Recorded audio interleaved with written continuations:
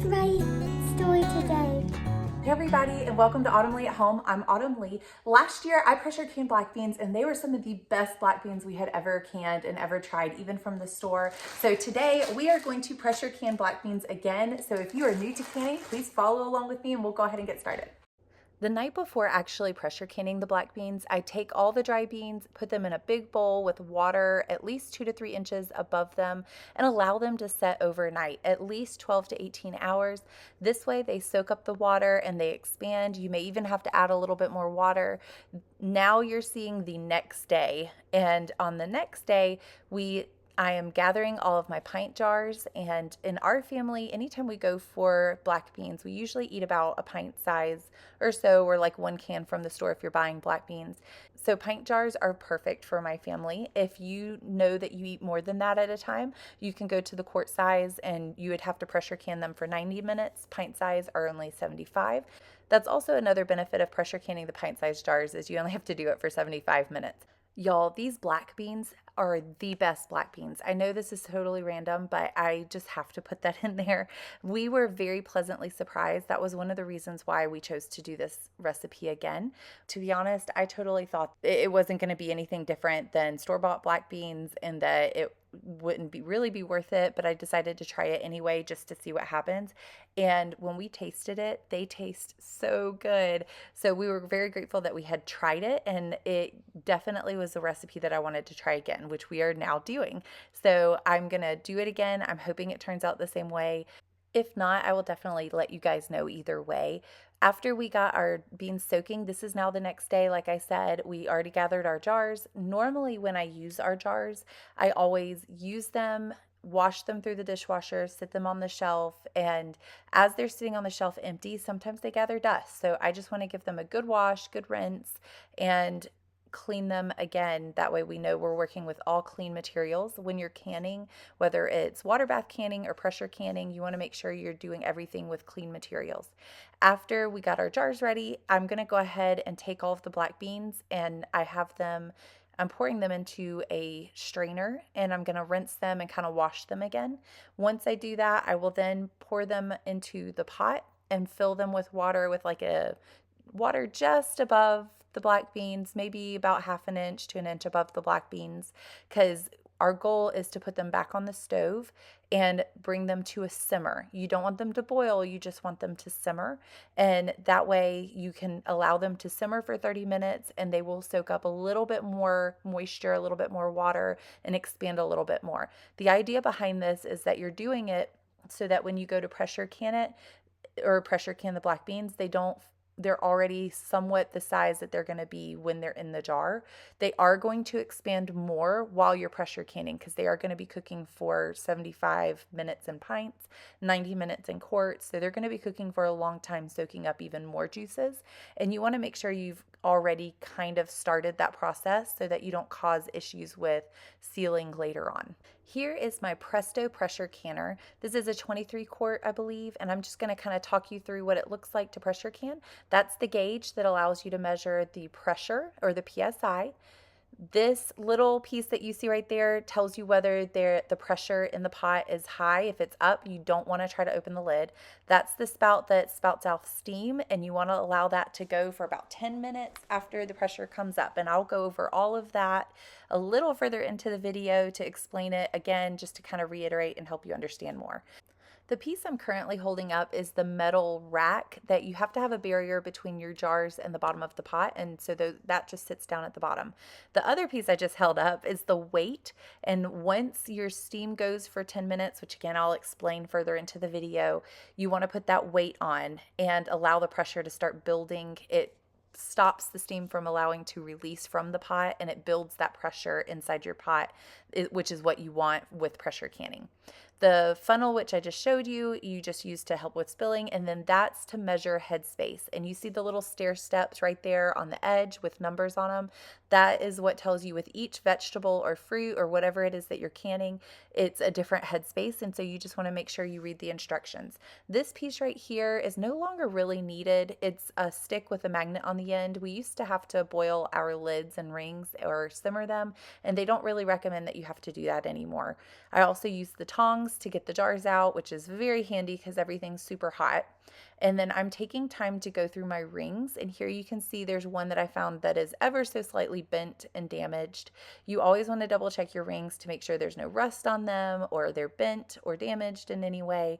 And if they are, you want to toss them and get a new one, because you don't want anything, if you're going through all this work, you don't want anything to damage or increase the risk of your lids not sealing properly. Now that we went through all of those items, that's just the typical standard stuff that you would even find in a canning kit, whether it's for pressure canning or water bath canning. Today we are pressure canning due to the acidity level. So for water bath canning, anything that has a high acidity like tomatoes or peaches or anything like that is okay to water bath can. Things that have a more basic level, such as what we're doing today, which are the black beans, you have to pressure can. So green beans, black beans, meats, broths, anything like that, you have to pressure can. Now that we are ready, we are going to pull the jars over, and I'm taking the beans and putting them into the jars. Typically, you would want everything to be about the same temperature. So you would want the jars to be warmer, the beans to be warmer, which they're currently simmering, and then the water that the jars goes in, you would want to be warmer as well. However, because these beans aren't super hot, they're just simmering a little bit, I didn't bother so much with putting the jars in and warming the jars up this time. I do almost always do that. This is the only kind of exception that so far, I'm sure there'll probably be more exceptions in the future, but this day in particular is an exception that I didn't do that. I just kind of warmed everything up together to save time. But once I have all the jars on the counter, I start just funneling the black beans into each jar, leaving ample headspace, because again, these black beans are going to expand as they're pressure canning. And so I usually just put enough black beans to the shoulder of the jar, like not the ring, but kind of where the jar funnels and becomes smaller. And you'll see here in a minute a more close-up view of that. And then I will pour liquid or pour water over each jar as well. So as you can see, I don't bring it all the way up. I just kind of bring it to the shoulder of the jar where it just starts kind of getting smaller at the top. And then for head space, that's the space between the liquid or the substance in the jar and then the top of the jar. And for this in particular, because they're expanding and we want ample head space, we need at least 1 inch to 1.25 inches of headspace. That allows for that expansion without your jars having issues sealing. And last year when we did this, it was fantastic. I learned how to do this from a YouTube channel called Homesteading Family. I will put that in the description, their video, because I think watching multiple videos will definitely help. And I can also add the video from last year in there as well. Right here, I'm just taking the beans and I'm just kind of making sure, dividing it evenly to make sure that I don't put too much in one and not enough in another. And so you're just going to find that you need to do that with each step. Just kind of reassess and make sure you don't need to redivide the beans and or water. If you are new to pressure canning, I just want to take this time to encourage you. I know it can be super overwhelming. I am here for you. I'm here to help you try to learn those terminology. There's just so many tricks of the trade that I'm also learning and we can all learn together. But I've been doing this for about 3 years now, and I'm just now feeling like I'm getting to the point where I probably could pressure can while I'm cooking dinner or doing other things. It's starting to become more familiar and easier. Before, I felt like every step I was just having to think, overthink, double check, and I'm starting to finally get to the point where I don't really feel like I have to do that quite as much. Now with new recipes, obviously that could be totally different, but definitely want to use this time to encourage you that it is doable. You can learn. If you're new to this or you're thinking about learning, take that step. It is so fun to see your accomplishment and know exactly what you're eating and what you're putting into your body and your family's body. So also being able to grow your own food and preserve it is just such a fun idea. So definitely want to encourage you guys and know that it is doable even if you don't have family or didn't grow up doing it. I didn't either. I had to teach myself and I absolutely love it. The next step that we are doing, my daughter really wanted to help, and I want to encourage her to help as well because I would love for her to learn how to do all of this and how to cook in the kitchen. Sometimes it takes extra patience, and that is okay because they've got to learn and start somewhere. Her job is to help me with the salt. We're putting half a teaspoon in each pint size. If you're doing a quart, you would need to put a teaspoon of salt. We are using the pink Himalayan salt. I had heard not to use iodized salt like table salt that you would use from the store or your table. And I looked up why because I wasn't really sure why. When I looked it up, it said that it can cause discoloration as your jars are sitting on the shelves. It also that can increase the chance for spoilage. So I don't think that if you use iodized salt, it's a huge issue unless you just want your jars to look pretty. But again, if you know that fact or the reason behind why no iodized salt, put it in the comments below so that we can all learn together, and I would appreciate that. Once we got the salt in all of the jars, it was time to fill the jars up with water, again, leaving that inch to inch and 1/4 headspace. And then we want to burp the jars. This is where all you do is you can use a spoon, a chopstick, a knife. I would be careful not to do knives because that can also, squish up or chop up things in your jars. But I usually use the other end of the headspace measuring tool. I place it in the jar and just kind of shift the beans from side to side, allowing any air pockets in the beans or around the beans to escape to the top.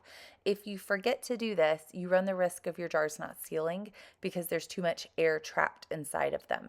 So that's just what it's called. It's called burping the jars, and you can kind of see sometimes the air escape, and you're doing it and it's worth it for sure. Now I'm taking white vinegar and I'm just putting a teeny bit in a bowl, and I'm going to use a clean either napkin, washcloth, whatever it is that you have. Just make sure it's clean, and you're going to wipe the rims of the jars. This is just such a simple step that allows you to again, decrease the risk of your jars not sealing properly because you want to get all of the gunk or anything that may be on the jars and clean it off. Even if it looks clean, go ahead and do this. Don't skip this step, and you will see why because I'm going to show you the napkin, and these jars looked clean, but as I was cleaning them, I was definitely getting stuff off of them, and that way you get a really good seal and don't have any problems. Once we know our jars are nice and clean, it is time to put the lids on them. And when you look at the lids, I typically use ball canning lids. There are many other lids out there. Some people reuse lids. I don't, just because, again, if I'm going through all the work of doing this, I don't want to run the risk of them not sealing properly or staying sealed and losing all of my hard work. So I usually use them one time, and then I will put them in a drawer, and anytime I have fresh produce, I put my fresh produce in a jar in the fridge, and it helps it to last so much longer. So these lids do get used more than once. I just repurpose them and reuse them for my jars in the fridge that don't need to be sealed but do need a lid on them. Anytime I'm canning, I try to use brand new lids. And right here, you saw me measuring headspace with the headspace measuring tool. I just wanted to do a double check that I was well within the inch to inch and 1/4. And the headspace measuring tool only goes to an inch, but if it's below that, then obviously, if it's not touching the surface of the liquid inside, then I know it's more than an inch, and these were perfect. I didn't have any issues.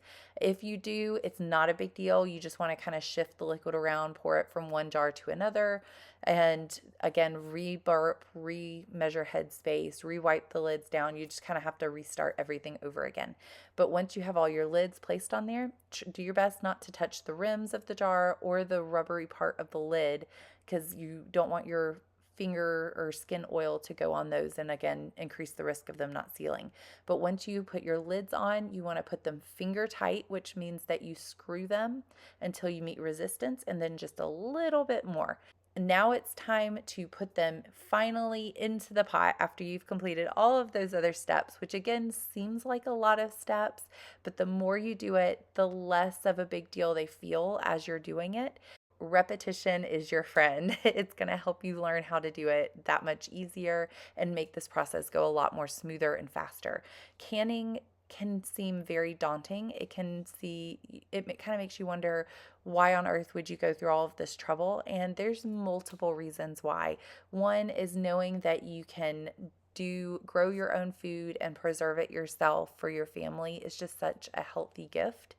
as well as it can save money depending on, your circumstances. If you are able to find good deals, you have ways to preserve it, things like that. But I just enjoy being in the kitchen too.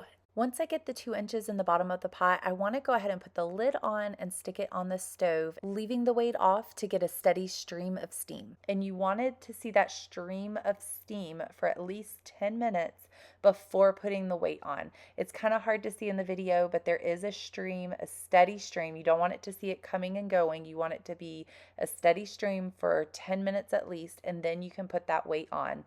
Once the weight is on, the pressure slowly builds. Your friend is low and slow. You do not want to try to race to get the pressure up because it makes it very hard to manage the pressure once it's up. So again, this process can seem so daunting and so long. Just kind of plan to be in the kitchen because you are going to have to babysit a pressure canner. Water bath canning is so much simpler. You just put it on the stove, wait for it to boil, and allow it to go for a certain amount of time. This one in particular, we have to babysit because you want the pressure to get to, at my elevation, my pressure or PSI needs to be at least 10. Anywhere between 10 and 11 is okay, but if it goes below 10, I have to start the 75 minutes all over again, and obviously we don't want to do that. The PSI or pressure is now to 10, so I am going to set a timer for 75 minutes.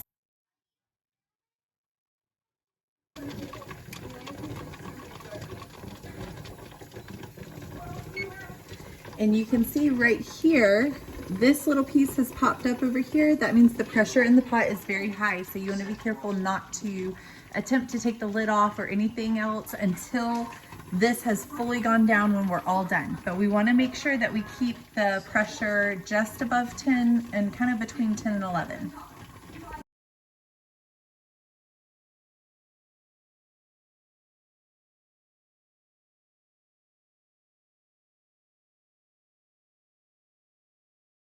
My timer went off. We were able to keep the PSI between 10 and 11 for about 75 minutes, which is what we wanted for pints.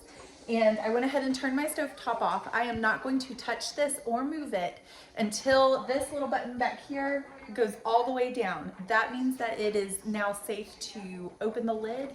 I probably will keep it on the stove and not touch it for a little bit longer than that just to be on the safe side. I want to make sure the pressure goes all the way down before we even attempt to open the lid. So once that happens, I do want to go ahead and take my jars out of the pot and sit them on a counter. Make sure you have a cloth down so that you keep a barrier between the hot jars and the cold countertops, especially if you have granite countertops or some sort of stone countertop. That way it keeps your jars from cracking. Once this pressure comes down, I'll go ahead and take the jars, put them on the counter, and I'm going to leave them on the counter overnight with the rings on because I don't want to touch them. I want to let the jars cool all the way down.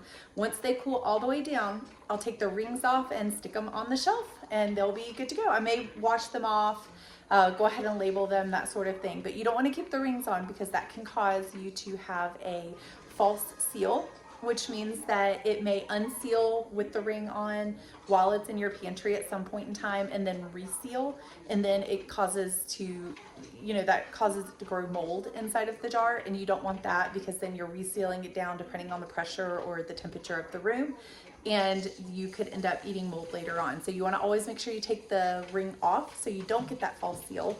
But right now we are in a waiting game of just letting them cool down, and then I'll get them on the counter. As you're pulling them out of the pot, try not to tilt them as much as you can. A little bit, it's not going to hurt anything, but you don't want to tilt them sideways because some of the seals or some of the lids may not have sealed yet, and you don't want to cause the juice to get onto the rim and them not be able to seal. So do your best just to pick them up straight up and down and place them on the counter, and then you're just not going to touch them. You're just going to enjoy looking at them and seeing the hard work that you did. You may see them still boiling in the jar afterwards. That is totally normal. Don't panic if you see that. They're still cooking and they will come to room temperature as you leave them on the counter.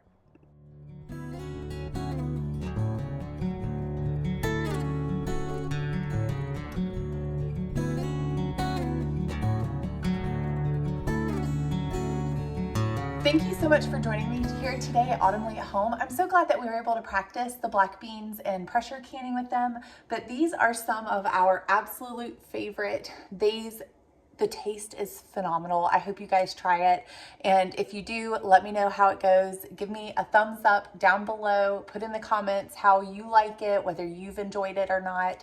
And that way we can see. I'm really hoping these turned out as good as the last ones we did, but I guess time will tell. I will give you an update. I will make a short on it, and I can even try to pin it to this clip. That way you guys will know. But again, thank y'all so much for taking time out of your day to join us here at Autumn Leigh at Home. I hope you have a wonderful day, and I hope to see you guys next time.